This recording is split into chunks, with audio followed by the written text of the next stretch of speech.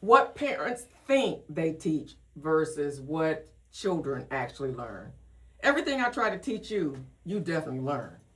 There's no parenting gap there, but let's talk about it. Hi, I'm Dr. Jackie Del Rosario, and this is Vantage Point, real talk across generations and also across gender, where we have conversations that most people avoid, but that everybody needs. Hi, I'm Alex Del Rosario, and today we are discussing what parents think they teach versus what kids actually learn. And there is a difference. A big difference. Yeah, because I think that's why I tell kids, you need to forgive your parents, because wait till it's your turn. Yeah. You're always going to think that my mom should have did this or my dad didn't do that. But the truth is, we've not been taught how to be really good parents. And all of us do the best that we really know how. The problem is the wrong is passed on generation after generation, because what do? We kind of do what we know, which is what our parents did. And I am a really big proponent of no man can recreate what they've not seen. You're always going to recreate what you saw someone else do, unless you interrupt that cycle by learning and seeing something different. Then, only then, are you able to recreate it and build it out for yourself.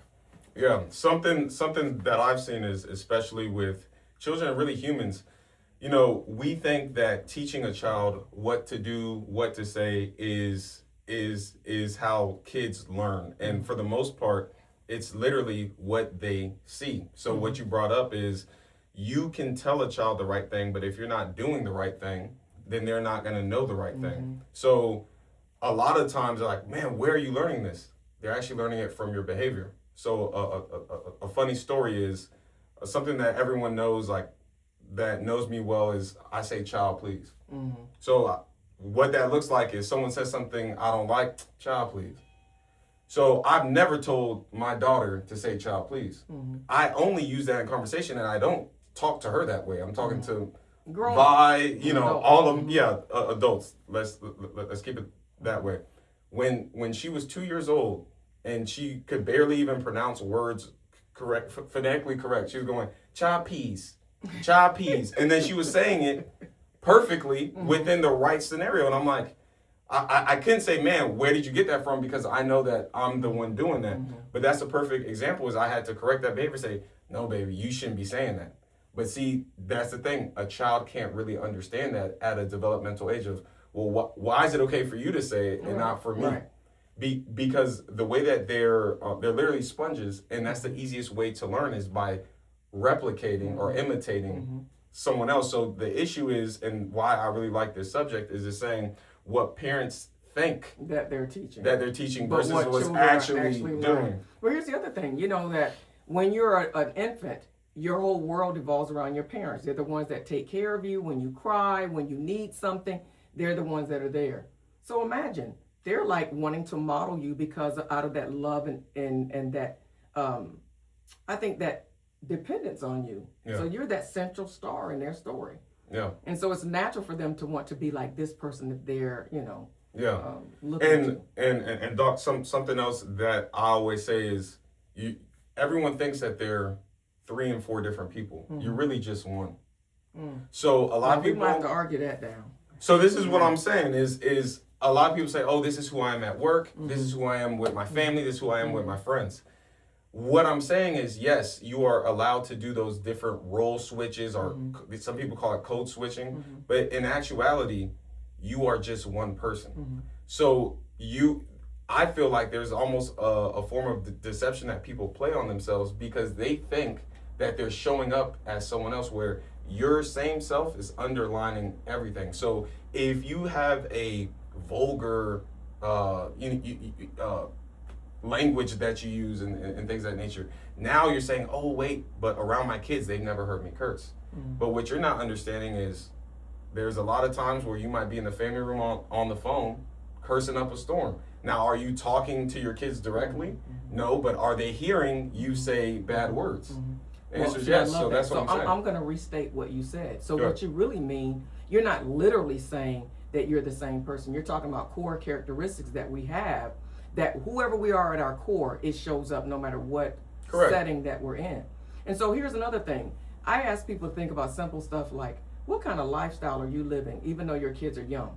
So even if you're watching shows that are vulgar, that have a lot of profanity, and then once the child, you get that phone call, I'm sorry, but Jimmy said a bad word today at school. Oh, well, where's he getting that from? You're thinking he's picking it up from somebody else at the school, from other children. No, maybe because you're playing vulgar shows in your living room, or music. And even though there you go, or music, even though the child is around there playing and it looks as if they're like, not paying attention, it's going into their spirit. So they're hearing and they're witnessing it. Same thing, the type of people you hang around or the different activities that you indulge in. You know how many times I've heard people say, okay, yeah, but I do drugs or I drink heavily or we do this, but not around my kids. So your kids were never present? Did you have gatherings at your house? Well, if you had gatherings at your house and your children were present, well, sometimes they're taking a nap, but they napped the whole time you had the party? No. Then they were able to observe your conduct. To me, the greatest teacher is that you emulate what it is that you want, to espouse to your children. Correct. Because they're going to be a reflection of who you are. Now, I'm of a different generation. My generation was do what I say, not what I do. I don't know how well that worked out, But I would say it kind of picks up on the example that I gave of child please. I never taught her that. And in my recollection, I didn't say that many times in front of her. But what it is kids or just people in general pick up on things that they like. Like, for instance, I didn't grow up in a Jamaican household, but I grew up around a few Jamaicans. There's certain words that they said that I only heard it one time, like, ooh, that's my favorite word. Yeah, we know. Come to find out, those are curse words. Yeah. But that you still say all it didn't mean that to me, because I was like, man, I love how they get when they say that word. Bomba clock! I'm like, ooh. That feels good. I want to try it. Mirage clock.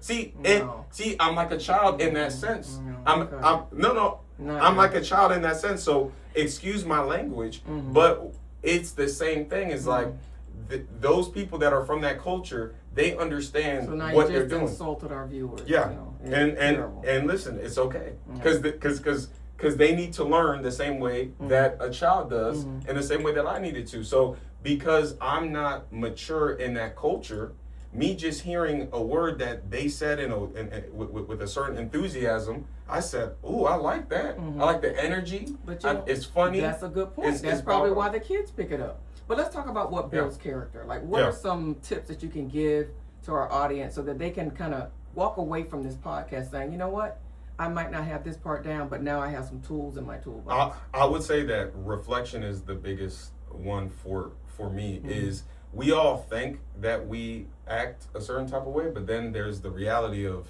how you're actually showing up. So even in discussions, like, let's say I'm a very emotional, high-spirited person, so I get excited. When I get excited, I might raise my voice.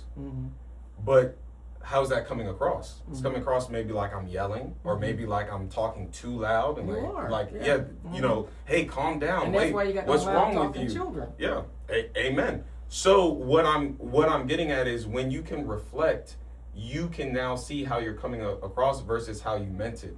Because sometimes, even in small things, you aren't seeing how you're actually showing up, but you believe that you're showing up a certain type of way. So the first thing I would do is reflection, and you can't do that just by yourself. You have to ask people that are seeing you every single day. Hey, how did you think that I handled that situation with our daughter? Did you feel like I was stern, or did you feel like I was just angry, lashing out? Those are things where now this person, and now hold on, you have to be ready to hear what they're gonna say. Yeah. Because you can't ask for someone's opinion and then get upset. Not like it. But that's what whenever we're famous they respond. for. Yeah. And in this age that we're in, it's like we got to move beyond the elementary things of a little bit of offense. What it is, the problem, people do not love the truth. Yeah. So when you hear it, you're offended and you want to shoot the messenger. But let me give one. I would say that we need to start teaching character, and this is an issue for me. In the United States, we stopped teaching character education about 30 years ago. And it takes about 30 years before you see the full totality as a result of whatever that change was that you made, whether it was in government, regulations, rules, protocol, codifications, laws.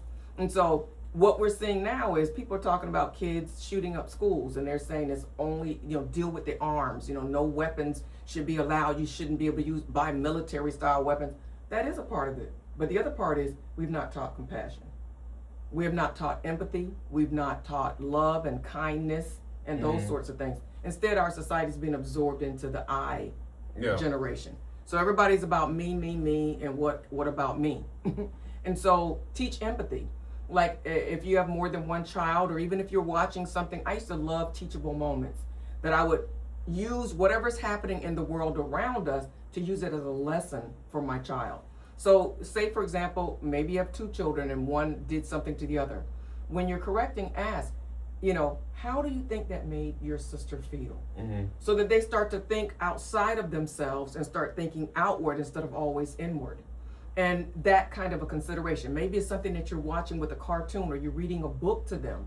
There's really good books that you can get. I just bought a whole series which teaches how to be honest, how to share, how to be kind, how to, And so in those stories, maybe you need to pause a little bit and say, how do you think that made her feel? Let's look at this picture. What do you think? And get them to begin to connect with empathy and compassion. Something that I would add is I think that most parents don't see themselves as leaders, because leaders are is usually something that, I'm a leader, I'm in a leadership position at work, and that's how I know that I'm a leader. Whether you are in a leadership role for your occupation or not, being a parent is a leadership position. It is. So I think that most of the times people aren't confident in leading.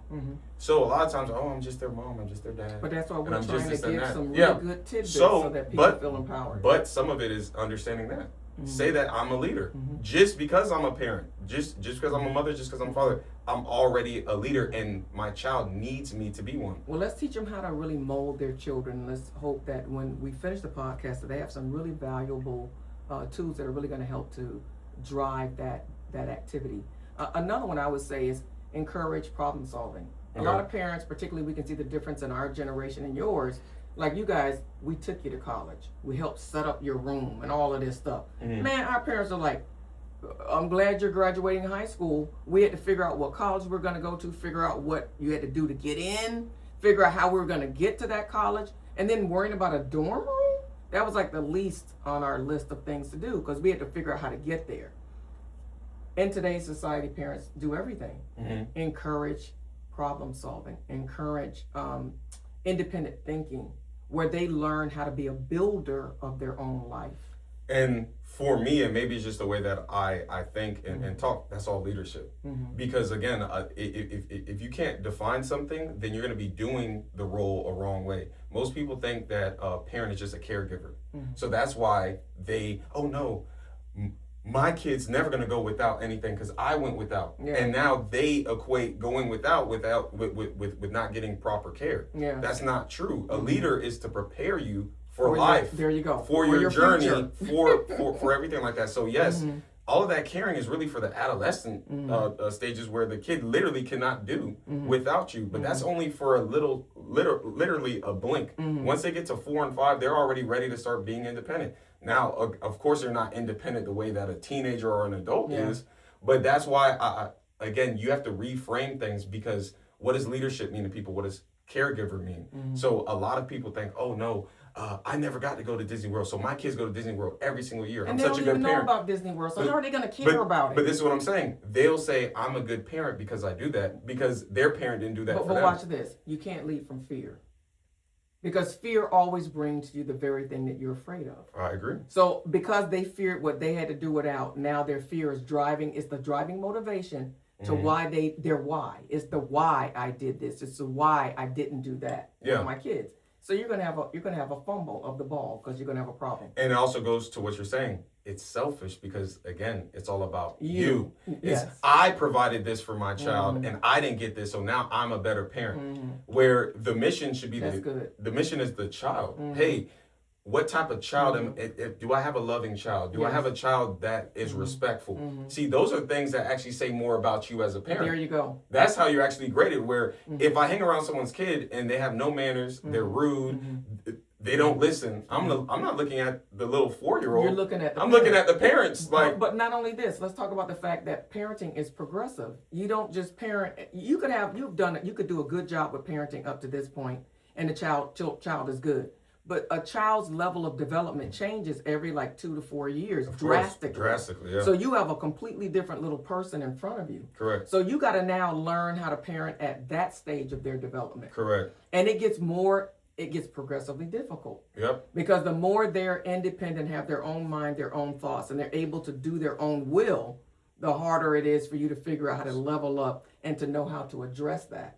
So I know certain things that I can give any viewer to help is to understand how building works. You start with a foundation. Mm-hmm. So whatever you started with, that's what you're building upon. So a lot of the times you've already built up something, but it might be off a bad foundation. So a lot of the times that's why the reflection part is so important, is that, hey, I've actually built into my children that love is daddy and mommy doing everything that you want. Mm-hmm. So that's a bad foundation, because now, even when you try to correct it, you've already indoctrinated them into believing caring and loving is, you said you wanted this for your birthday, I got that for your birthday. You said that you wanted to do this, and I made sure that you were able to do it. You stop leading and you start bending to the whim of the child. Correct. So if you've been on that wrong trajectory, you have 10 times the amount of work to do, because you can't just start doing the right thing. You're actually going to have to undo everything that you did, which is going to take some time. So that leads us into the next segment, which would be building core principles. You're like, what are the core principles? So I hear you saying you need a right foundation. Yeah. So what's another one? I would say set very clear rules. And they need to be simple. Sometimes people go into these long soliloquies and these rules that are way above the child's developmental level. But set very clear and simple rules. And I think keeping in mind that you're building a foundation is a really good way. It's a good compass, right? For setting those rules. Yeah. I would even say, because love is such a broad term. So I say compassion. Mm-hmm. So compassion is, okay, I discipline my kids, but am I doing it out of anger? Mm-hmm. I ask them, do you think that daddy's upset? Mm-hmm. If they say yes, we have a problem, because that means that my delivery is wrong. So every single time, no matter what form of discipline that I did, they say no. I say, so explain to me what's going on. You are disappointed that I didn't do X, Y, and Z. Mm-hmm. But they understand I'm not mad at them, that I still love them, that we're still in a good place. Mm-hmm. So a lot of that is from compassion, but I can literally discipline them harshly, or meaning, when I say harshly, I mean strictly and sternly. Mm-hmm. And that it might be harsh too, because and there's never a thought process of, oh man, he's so upset with me, I'm a failure, or something like that. Where a lot of it is, see, kids know you only discipline what you care about. If I didn't care, I would let you act up and we things know of that that nature. at the root, kids, just in general, they need structure. They really crave it, even though they fight against it and push against it.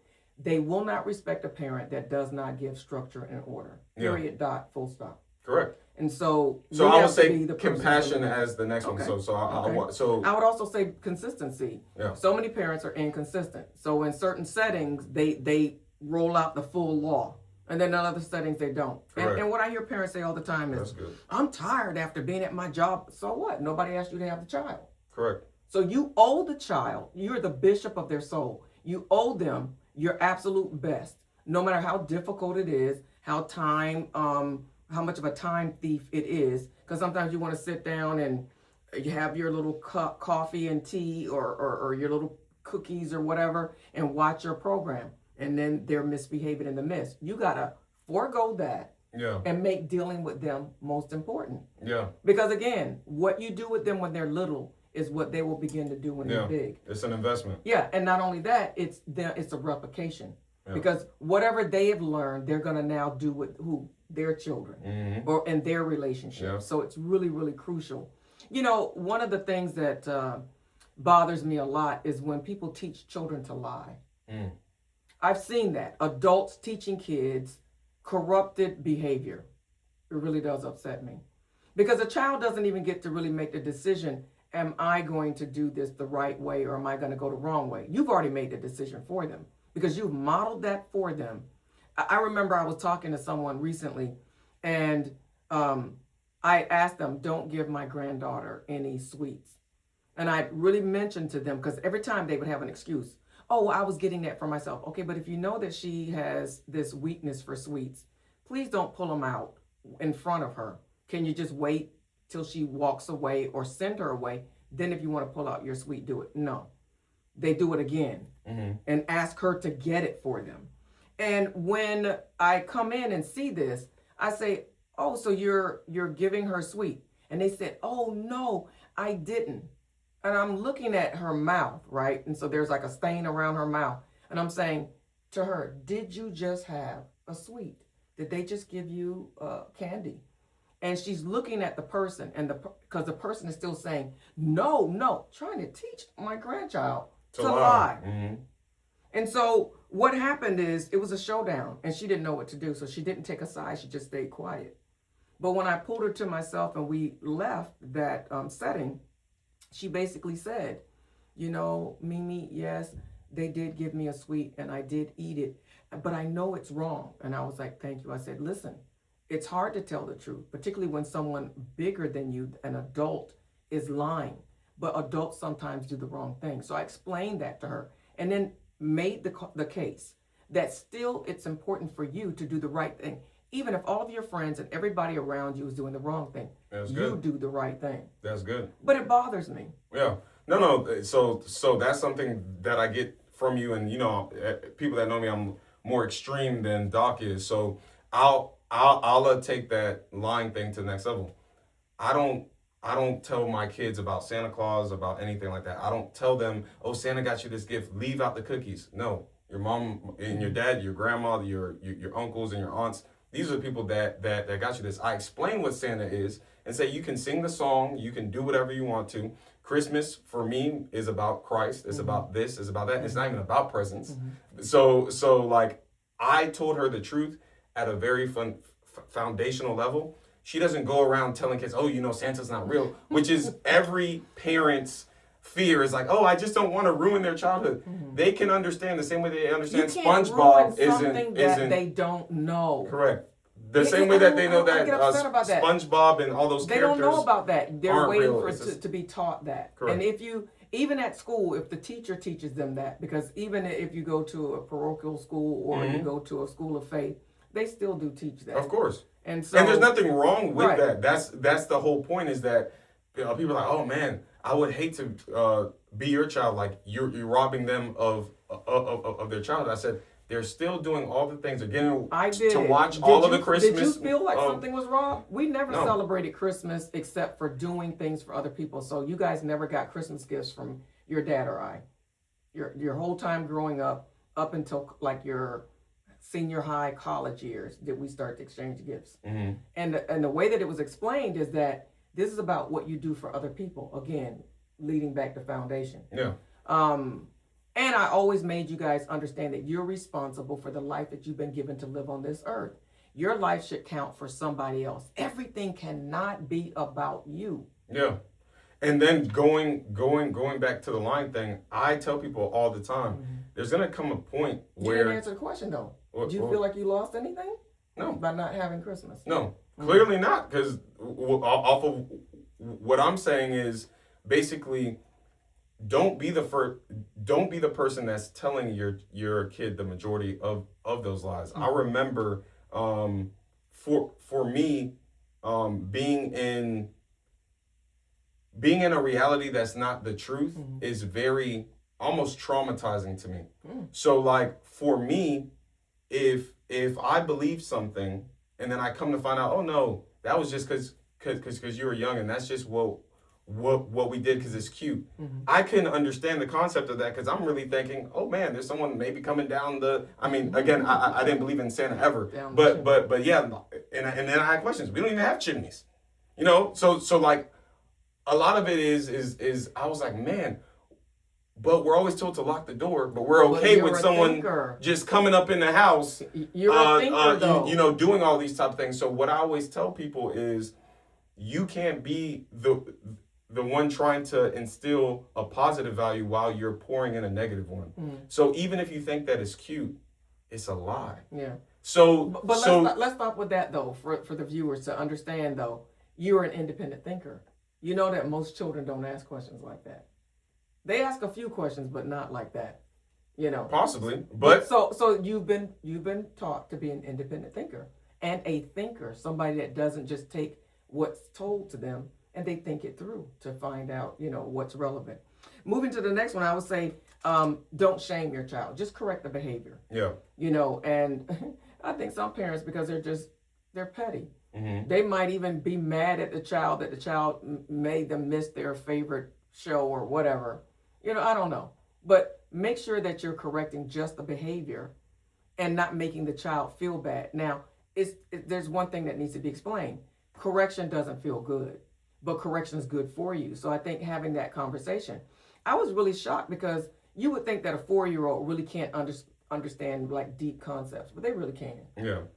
I don't know why they can, but they really can. And one of the things that really let me know that this is true is I was talking to a rabbi and he was telling me that one of the first books that they teach like little kids is Leviticus. Leviticus is one of the hardest books to ever read in the Bible. It's about the law, but it makes sense to a child. Mm-hmm. And so I think when we stop overthinking, this is a tough concept, and just try and see if the child can kind of understand. And a lot of times what they do is they offer back to you their own vocabulary, their own explanation of it in their own words and in their own measure rule. And then you're able to kind of look at it from their perspective and kind of adjust it to make sure that it's a truth that's worth them, hearing to. I would also say that kids learn through exploration. Mm-hmm. So if you can teach in a way that is going to that, hey, so what do you think about this? Mm-hmm. And you're already creating that rhythm within their mind to not just hear things and say, okay, but to understand things. Mm-hmm. So I say, baby, you can always ask a question, but don't talk back. Mm-hmm. That sounds like, wait, oh man, but that's going to be really confusing. Yeah, that talking back thing. See, but it isn't, because again, I'm not saying, oh man, my 3 or 4-year-old can't understand the difference between asking a question and talking back. I'm already putting that onus on them, and then I'm teaching them, hey, look, so you saying, why do I have to go to my room? Mm-hmm. That's talking back.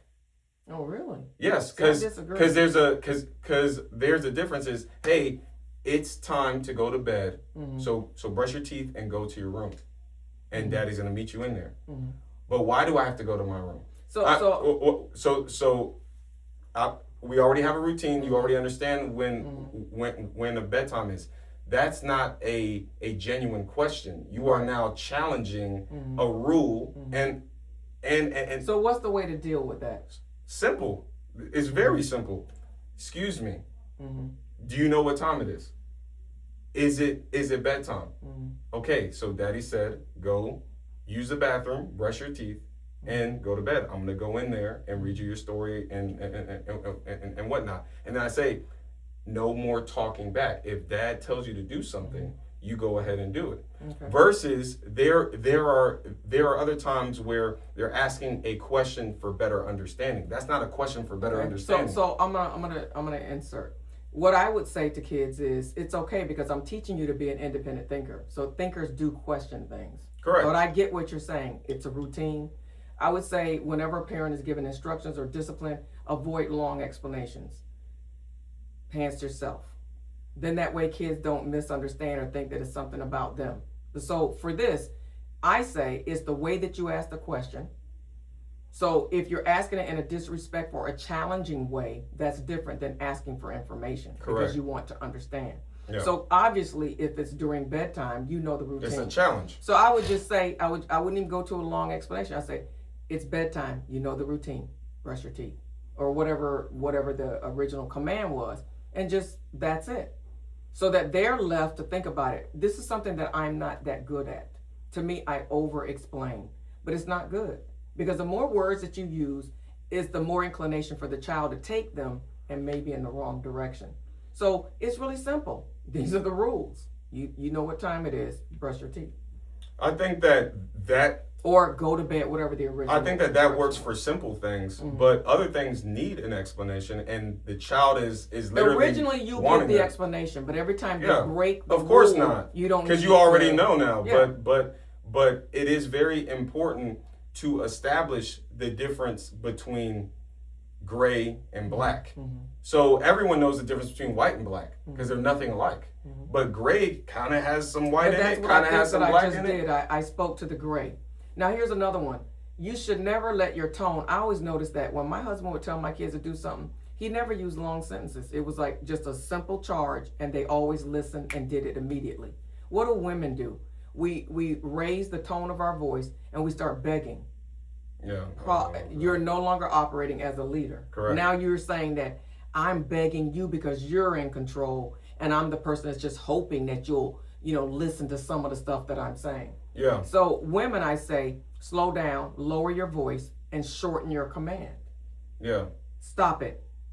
And you just say like that, and you ignore. The more you give, if a child is an attention-seeking child, the more you keep giving attention, the more you keep giving them the thing that you see that they want, they're in control. You're no longer leading. Yeah. To me, also being a parent, the main thing that's paramount is authority. If you don't have authority in your house or over your kids, you have nothing.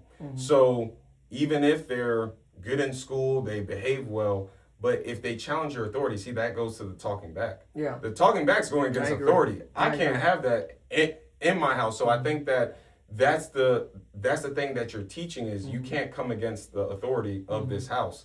So a lot of people make it about other things. Oh, it's about this rule. No. It's about, I said to do something. You don't question my command. Yeah. You can question the understanding of a rule. But Dad, why is it that we always have to stop before we cross the road or something like that? All right, that's a good question. Let me tell you, because it's dangerous to just walk into the, and then I can give more and more context so that they understand the reason why it's such an important rule. So there's nothing, questions are good, but you don't let anybody, especially a child, question your authority, because once that's routine, you don't have control. You don't. It's impossible to now get control over that child. And now that child's gonna know that I am the boss. And the older a child gets, the more cognitive they become. So they're gonna have cognition that, oh, I'm in control now. Correct. And so it's like the runaway train. You got to get it under control as soon as possible. Also, I would say talk about consequences and teach kids consequences, but also deliver consequences. Don't threaten. Yeah. Don't keep promising if you do, and then you never do it. Correct. Research has shown that it makes a person more reckless and more prone to continue to be disobedient. Yeah. Because they don't know what to expect. They don't know when you're going to lower the boom, so they take more chances. Yeah. And then one of the funniest things is the funniest thing that I've ever had to teach my daughter was grace and mercy. Because, that's a very biblical concept, and it's up to the authority when to give grace and mercy. So there's certain times. It's a human element. Yeah. Humanity. So merciful. Yes, but it's always up to a certain point because, like you said, there has to be a consequence. But sometimes when you give mercy, you aren't giving the actual punishment or consequence that action deserves. So one of the funny things about that is it isn't an all the time rule. It's actually, a lot of it is based off of just almost the feeling or the gut feeling of that person. And in that moment to say, usually I would do this and that, but I'm gonna have mercy on you today. And I'm gonna do this and that. So I would talk to her like that, and then she'll be like, Daddy, what's mercy? Like, I want to understand it better. So I was like, man, this is really good, because she wants to understand something in an absolute way.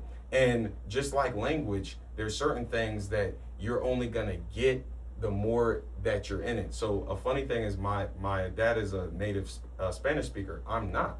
So I notice patterns within the language of Spanish, and then I'll come up with what I think is the correct answer. So I said, hey, Dad, cinco cientos. He starts laughing. What the heck is cinco cientos? I said it's 500. There's, how do you say 400? He says cuatro cientos. So I said, so why wouldn't 500 be cinco cientos? He's like, bro, that's not Spanish. I don't know what you're speaking. 500 is quinientos. I said, quinientos sounds like quince. That should be 1500. He's like, it doesn't work that way. You just have to flow with it and then understand, because any Spanish speaker is going to laugh at you saying cinco cientos because it's going to show that you don't know Spanish. Well, I said it. And it's the same thing, but and nobody laughs, so. But it's the same thing. There's mercy and grace, and some of it is you have to be in it to really understand it. But a lot of people are scared of introducing something that can't be perfectly explained, and that's why people, especially children, get misled. Not everything in life is perfectly explained, but when you put that person and continue to put them in scenarios where they can see grace and mercy, then they'll start to feel it. And they'll start to understand it. And, they'll start to understand it. But yeah. You're only going to get that from exposure to it. There you go. So a lot of the times, parents are holding away the hard things when it comes to sex, when it comes to all of these different conversations, because they're like, oh, I don't want them to be exposed to it. That show's exposing it. Yes. Their friends are exposing it. Other, community leaders are even exposing it. So it's just one of those things where don't be afraid, like you said. That's my last key takeaway before we land this plane is don't be afraid to be a parent. Yeah. And you know what? If you make a decision and it's the wrong decision, make another decision. So it's not like it's the end of the show. I'm going to conclude with this. I would say teach self-regulation. Use time out, use pauses to teach kids how to get intimate with themselves, their own feelings and emotions, and how to control those and self-regulate. Well, listen, final takeaways that you've heard it from Alex, you've heard it from me. At the end of the day, parenting is not just about what you say, right? It's about what you do and who you are. And it's also about what your children hear, feel, and remember. Well, sometimes the greatest gift that a family can give each other is what? I would say love. Yeah, me too. I would and say understanding. Love. And also it's to me it's the willingness to understand each other's perspective. Absolutely. So with that, we close. See you next time. Alrighty. Don't forget to, if you like what you heard, like, share, and subscribe. And share this with somebody else that you know might need it.